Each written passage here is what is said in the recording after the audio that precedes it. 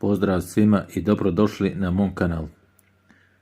Ovom prilikom ću vam pokazati kako na Facebooku sakriti status aktivnosti, to jest viđen na mreži. Pa da počnemo. Uđete u Facebook, pa zatim u ove 3 ravne linije u samom ćošku, kliknete tu, a zatim u podešavanje. Onda idete prema dolje i kliknete na ovo status aktivnosti.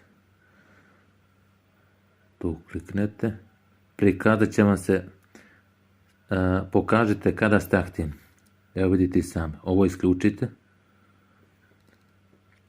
Onda će vam pisati, nećete moći da vidite kada su vaši prijatelji, kontakti aktivni, kada su nedavno bili aktivni ili da li su aktivni u časkanju sa vama. Vi samo kliknete na ovo isključi.